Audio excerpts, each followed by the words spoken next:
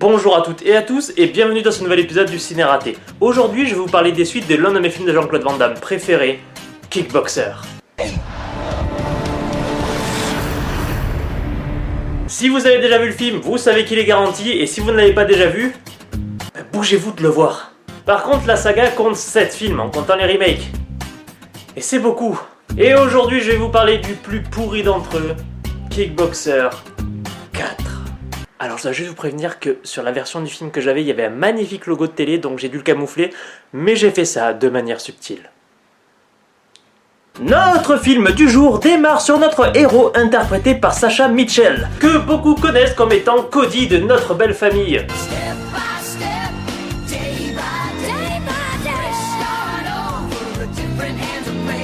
Voilà, comme ça vous allez l'avoir dans la tête pendant 8 siècles. Qui écrit une lettre à sa femme et par la même occasion nous résume les volets précédents de la saga. En gros, dans le premier, Tongpo il se fait péter la gueule par les frères de Sacha Mitchell. Donc dans le deuxième, il les tue pour se venger et défie en duel le héros de ce film et se fait une fois de plus péter la gueule. Il est bidon votre champion en fait. Et donc maintenant notre héros est en prison et explique à sa femme qu'il a peur que Tongpo revienne s'en prendre à elle avant la fin de son incarcération. Salaud! Sois poli chérie ou alors fermez-la un peu tous les deux. Bon, ben au moins ils perdent pas de temps. Du coup, elle arrive à péter la gueule à ses ravisseurs parce qu'il faut l'avouer, ce sont les mecs les moins efficaces du monde, mais elle se fait maîtriser par Tongpo. Soyez la bienvenue. Wow, c'est pas Tongpo ça. Ça c'est un mec bizarre avec un masque encore plus bizarre. Non mais sérieusement, vous pensiez vraiment qu'on allait rien remarquer? Non mais parce qu'à ce compte-là, moi aussi je peux le faire, hein. Tongpo la bagarre. Du coup, notre héros reçoit une lettre et une photo venant d'un certain Tonipo. Pas foutu d'écrire correctement le nom de leur méchant. Bref, après une bagarre nulle en prison, notre héros se retrouve face à un agent de la DEA qui lui explique qu'ils ont besoin de lui pour arrêter Tonipo et que pour cela il va devoir participer à un tournoi qu'il organise, mais que bien entendu il va devoir prendre des précautions particulières. Si tu participes à cette compétition, il faut que tu t'inscrives sous un faux nom. C'est primordial. Et sous un faux visage aussi. Non, parce que concrètement, ils se sont foutus sur la gueule, il a sa femme en otage. J'ose imaginer qui sait à quoi il ressemble quand même. Puis, transition sur Sloan hors de prison et à peine eut-il reçu des faux papiers de la part de la DEA qu'il se retrouve dans un entrepôt pour se battre et faire ses preuves. Mais qu'est-ce que tu viens foutre ici, toi? Vous jouez à quoi, les filles, là? À la marelle? Et alors là, vous avez l'arène de combat la plus random du monde.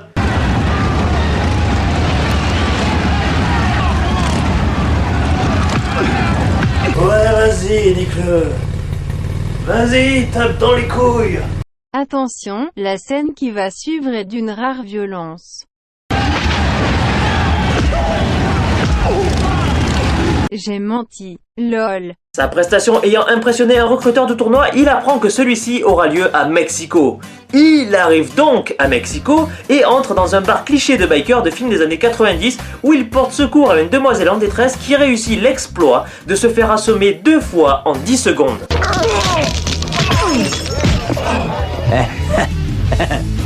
Allez, t'as vu?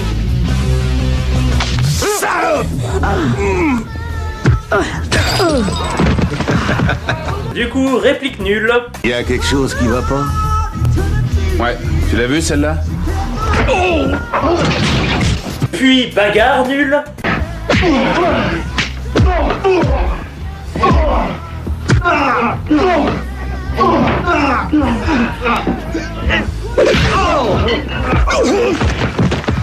Avec des moments tellement random.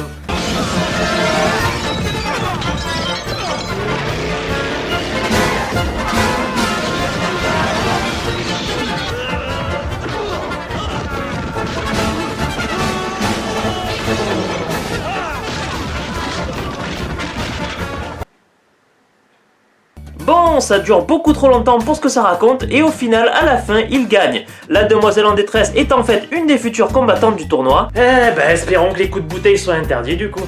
Et elle prend le temps d'être insupportable. Si on se revoit, mec, un conseil, fais comme si on s'était jamais rencontrés. C'est juré. Tu veux toujours avoir le dernier mot, on dirait.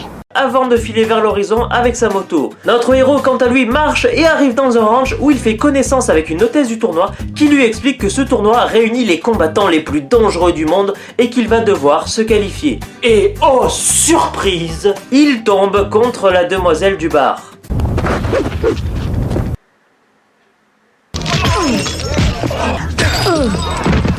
Les meilleurs combattants, hein. Et du coup, voici le combat. Encaisse bien, joie. Écoute, ça suffit, laisse tomber, d'accord? Espèce de connard, je vais te démolir.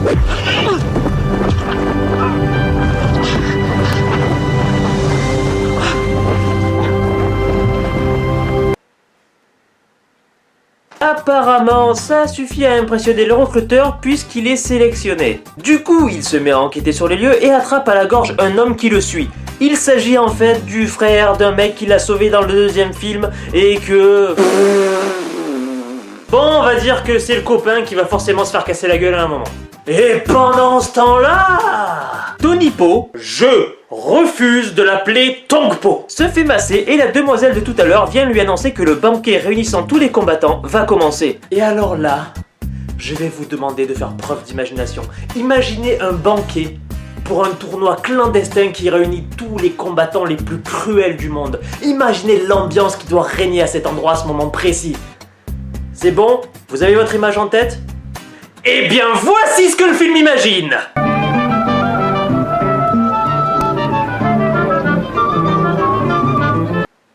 Non. Bref, Tony-Po débarque et annonce que le tournoi démarrera demain, ce qui emplit de joie le cœur des participants. Sloan, quant à lui, discute avec son nouveau pote. Comment tu peux participer à ce tournoi? Tong-Po va te reconnaître? Je dois retrouver Vicky le plus vite possible. Ça répond pas à sa question en fait. Question pertinente qui plus est. Tony-Po annonce qu'il laisse une seconde chance de qualification à la blonde de tout à l'heure et donc le banquet part en couille.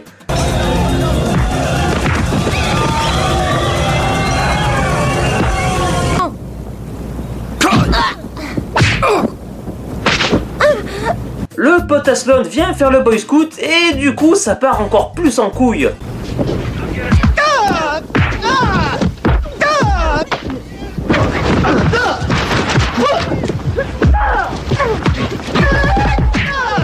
Et Tony-Po rechange d'avis et décide de la laisser participer au tournoi.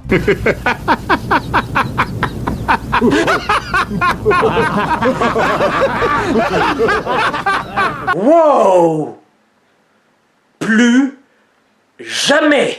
Sloan continue à faire son repérage pendant que nous avons une scène pour essayer de travailler les personnages de la combattante et de potes de Sloan. Spoiler alerte, ça marche pas. Puisque nous parlons de potes de Sloan, celui-ci se fait draguer par la jeune femme du tournoi qui veut coucher avec lui. Et en gros, ça se passe comme ça. Je sens que je peux avoir tout ce que je veux et plus. Je ne peux pas maintenant. Tu préfères les jeunes filles qui sont à peine pubères? Je suis désolé. Va te faire. De son côté, Sloan regarde les plans des lieux qu'il a fait lui-même avec une feuille blanche et un stylo noir et...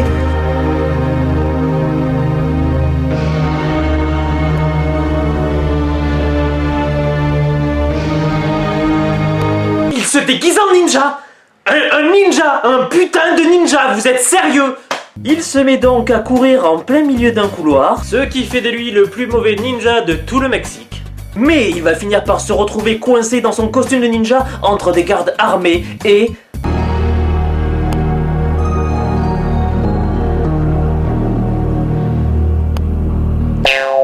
D'accord... Bon, il sort de là, dégomme les deux gardes et trouve sa femme emprisonnée. Tony-Po est informé de l'intrusion et décide de donner l'alerte. Depuis le début, je vous dis que les combats sont nuls et pas intéressants.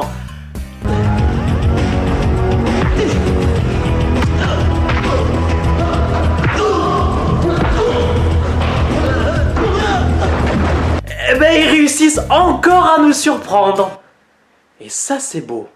Bon, il n'y a pas vraiment de fin à cette histoire, on a une transition sur notre jeune combattante qui s'entraîne et Sloan vient l'aider en lui apprenant une nouvelle technique. Alors fais face à ton adversaire et fais en sorte qu'il regarde tes jambes. Il faut que tu le forces à le faire. Une fois qu'il est concentré sur tes jambes, il a le regard vers le bas. Et là, poum poum, tu le surprends avec un direct. Vas-y, essaie. Non, je vais faire beaucoup mieux que ça, je vais t'expliquer comment gagner un combat à coup sûr. Ce qu'il faut que tu fasses, c'est que tu te mettes en garde et que tu commences à travailler avec des coups de pied. Comme ça, il va baisser son attention et baisser son regard. Et là, à ce moment-là, tu mets un gros coup de couteau dans sa gueule! Et je te jure que tu vas gagner à chaque fois. C'est garanti. S'ensuit Tonipo qui débarque pour lancer le début de son tournoi. Notre grand tournoi va pouvoir commencer. Ah oui, le tournoi. C'est vrai qu'il y a une histoire de tournoi dans ce film, oui. Non, mais parce que entre vos nichons et vos ninjas, j'avais presque oublié. Du coup, le tournoi commence et on a une succession de combats pas ouf avec des mecs qui savent plus ou moins se battre. Mais cela n'a pas d'importance parce qu'il y a un détail qui va tout changer.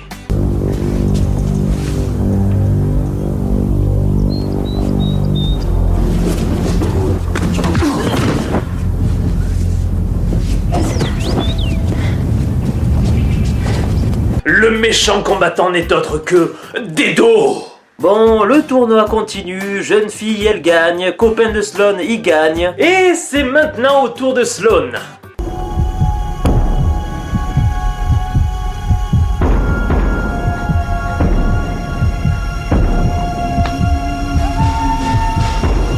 Il le reconnaît pas, le mec c'est son pire ennemi, il a sa femme en otage, il est devant lui, il est pas capable de le reconnaître. C'est un... Tonipo est un con. Et vu que le film préfère se concentrer sur les histoires de cul de l'autre mongol, on n'a pas vraiment de combat avec Sloan. Super. Le premier jour du tournoi prend fin et notre héros explique à son pote qu'il a besoin de se rendre dans la zone secrète de la résidence. Et son pote lui explique qu'il va lui venir en aide.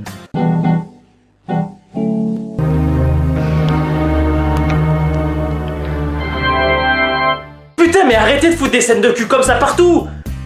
Vous mettez les gens mal à l'aise, arrêtez! Discussion post-Covid où la jeune femme accepte finalement de les aider à retrouver la femme de Sloan, mais elle exige qu'elle soit sauvée elle aussi des griffes de Tonipo. Sauf qu'ils se font repérer et que copain de Sloan se fait attraper et interroger par Tonipo pendant que Sloan, lui, essaye de localiser sa femme dans sa belle tenue de ninja. Du coup, bagarre.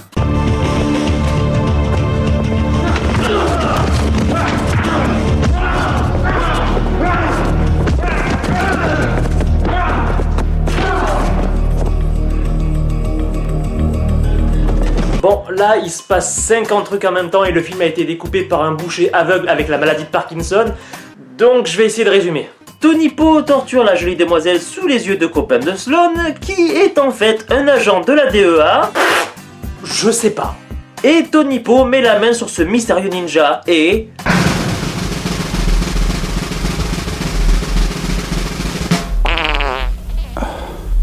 Sloan. Ah bah maintenant il le reconnaît. Non mais ça doit être la tenue de ninja, ça change tout. Du coup, il les attache tous les deux côte à côte. Pourquoi est-ce qu'il les a pas tués? Dois-je vous rappeler qu'on est dans un film qui parle de ninja au Mexique? Arrêtez de chercher de la logique. Tonipo annonce que les règles du tournoi ont changé et que c'est maintenant un tournoi à mort et exécute de sang-froid ceux qui ne veulent pas accepter les changements.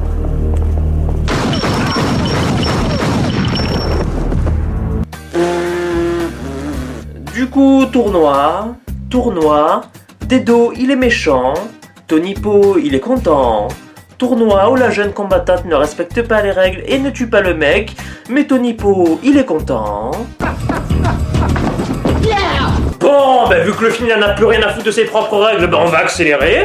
Tonipo explique que la DEA a foutu le feu à sa maison et que sa femme est morte et que donc c'est la faute de Sloan. Pourquoi? Je sais pas.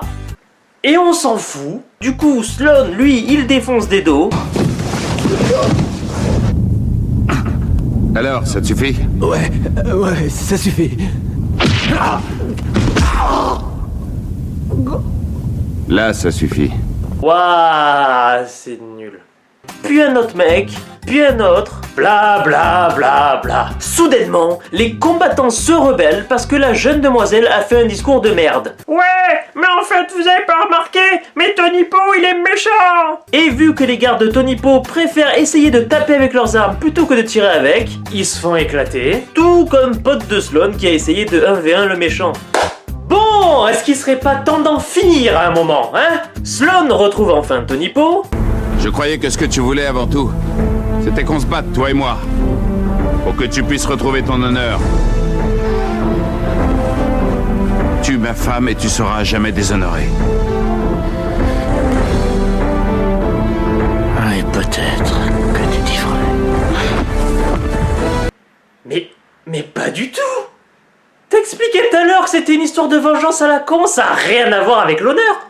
Bon, du coup, bagarre entre les deux. Et oui, quand ils se battent, on dirait ton papa et ton tonton bourré qui se battent sur la table le soir de Noël.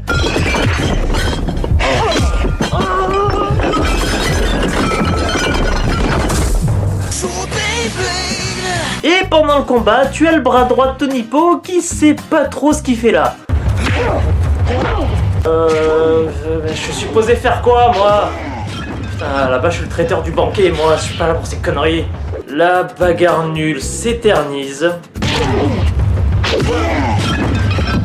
Bon, j'en ai marre, vous en avez marre, tout le monde en a marre. Du coup, Tony Poe se fait éclater, il s'enfuit lâchement. Sloan sauve sa femme, les gentils, ils sont pas morts, et fin. Non mais bordel! 1h20 de film où Sloan cherche sa femme, il la trouve et tu coupes comme ça en mode on s'en fout. Oui. Et j'imagine que tu comptes pas expliquer ce que devient Tony Poe? Non. Du coup, il s'enfuit, c'est tout, ils sont contents. Voilà. Bon, eh bien, c'est ainsi que se termine Kickboxer 4. Cette vidéo touche maintenant à sa fin, j'espère qu'elle vous aura plu et vous aura fait rire. Si c'est le cas, n'hésitez pas à la commenter, à la partager, à la liker, à vous abonner si ce n'est pas déjà fait. Je vous fais à toutes et à tous des gros bisous de Ninja du Mexique et je vous dis à la prochaine. Merci.